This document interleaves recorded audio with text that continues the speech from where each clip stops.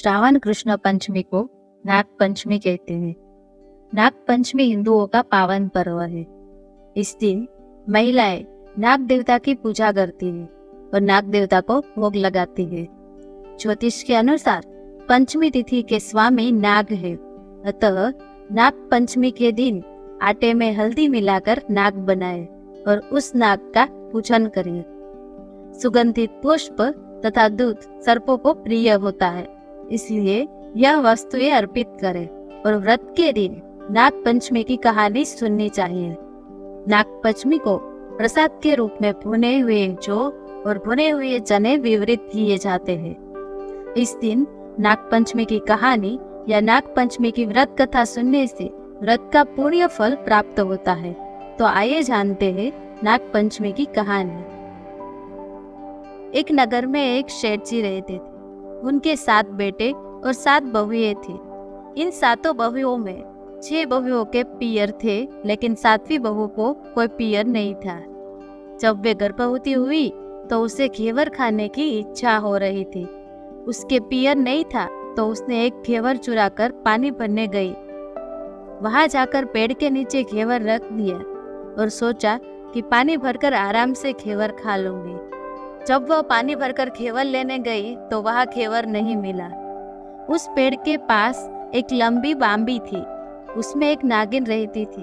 वह नागिन भी उस समय गर्भवती थी। घेवर को देखकर नागिन की इच्छा उसे खाने की हुई तो उसने घेवर खा लिया। उस नागिन ने सोचा कि यदि साहूकार की बहू मुझे गाली देगी तो मैं उसे डस दूंगी, और अगर कुछ नहीं कहेगी तो इस बिना पियर की को पियर दिखा दूंगी। साहूकार के बेटे की बहू ने कहा कि शायद कोई मेरी जैसी ही होगी जिसने यह घेवर खा लिया। ऐसा सुनकर नागिन बहुत खुश हुई और उसने अपने बेटों से कहा कि तुम इंसान का रूप बनाकर जाओ और साहूकार के बेटे की बहू को लेकर आओ। नागिन के बच्चे इंसान का रूप बनाकर साहूकार के घर चले गए। वहां जाकर उन्होंने कहा कि हम हमारी बहन को लेने के लिए आए हैं। तब सास ने कहा कि पहले तो कभी नहीं आए, इतने दिन कहाँ पर थे? तब उन्होंने कहा, जब हमारी बहन का जन्म हुआ तब हम नानी के घर थे, और जब उसकी शादी हुई तो हम परदेश कमाने के लिए गए थे। उन लड़कों ने बहुत सारे कपड़े, गहने और मिठाइयाँ बहन के सास और जेठानियों के लिए दी। सास अत्यंत प्रसन्न हुई और जेठानियाँ उसे देखकर जल कूट रही थी। सास ने बहू को उनके साथ में भेज दिया। बहू के पास जाकर उन्होंने कहा, बहन, हम नाग हैं। उस दिन जब तुमने पेड़ के नीचे घेवर रखा था, वह घेवर हमारी माँ ने ही खाया था। उन्होंने तुम्हें अपनी बेटी माना है, इस नाते तुम हमारी बहन हुई।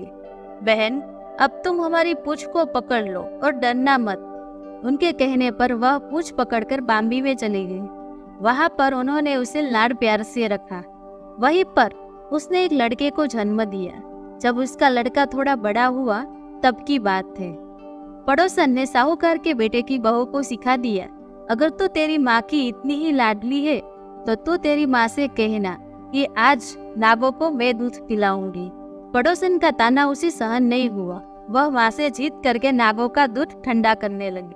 अभी दूध ठंडा नहीं हुआ था, उससे पहले ही उसके बेटे ने घंटी बजा दी।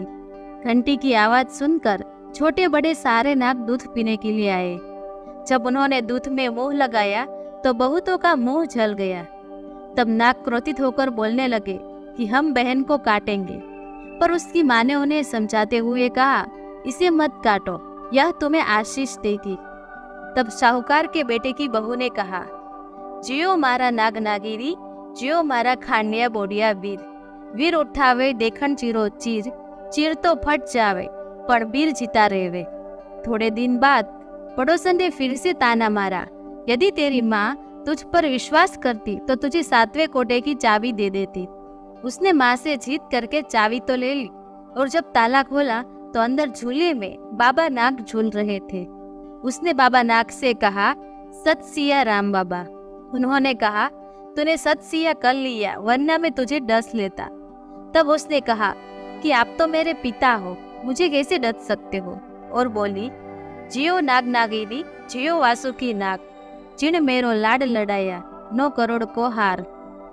नाग देवता ने उसे 9 करोड़ का हार दे दिया।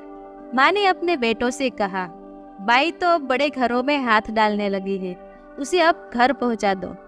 नागों ने शाहूकार के बेटे की बहू को बहुत से गहने कपड़े दिए और ससुराल पहुंचा दिया।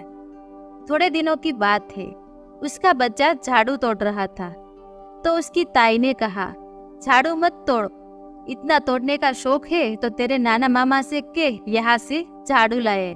सांपों ने ये सुन लिया। माँ से जाकर कहा।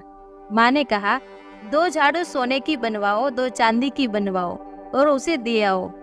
ताइया देखकर जल गई, कहने लगी, इसके तो ताने मारने से धन बढ़ता है। कुछ दिनों के बाद की बात है, बच्चा गेहूं बिखार रहा था तो ताई ने ताना मारा, गेहूं बिखरने का शौक है तो नाना मामा से लेकर आता, हमारे यहाँ तो मत बिखेर। सांपों ने यह सुन लिया। जाकर माँ से कहा तो माँ ने कहा, 2 बोरी दाने सोने के खड़ाओ, 2 बोरी चांदी के खड़ाओ और उसके घर दे आओ। ताइया अब और जलने लगी और कहने लगी, इसे ताने मत मारो, इससे इसका धन बढ़ता है। छोटी जेठानी लकड़ी लेने गई, वहां पर एक सांप था। उसने सोचा सबसे छोटी को भेजना चाहिए, जब सांप उसे खा जाएगा तो मुसीबत मिट जाएगी। छोटी बहू लकड़ी लेने गई तो वहां पर सांप बैठा था। वो बोली, भैया राम राम। सांप ने झट से बिछुए दे दिए, पहनकर छम-छम करती चली गई। जिठानिया ये देखकर जल गई। 2-4 दिन बाद पान की गड्डियों में फिर से एक सांप देखा तो बड़ी जेठानी ने सबसे छोटी को पान लेने भेजा। उसने सोचा आज तो ये सांप उसे अवश्य काट लेगा। सांप को देखकर छोटी बोली, भैया घर के क्या हालचाल है, घर में सब ठीक तो है ना? सबको मेरा राम राम कहना। सांप ने मुंडी पहना दी। जेठानिया फिर जल उठ गई। उसका पति दुकान से आया तो उसे सिखा दिया कि तेरी बहू के तो सांप बिच्छू से दोस्ती है। शाहूकार का बेटा अपनी बहू से रात को कहने लगा, सच सच बता, सांप बिच्छू से तेरा क्या लगता है जो तुझे काट खाने के बजाय तुझे गहने देते हैं? बहू ने कहा, वो तो मेरे भाई भतीजे लगते हैं।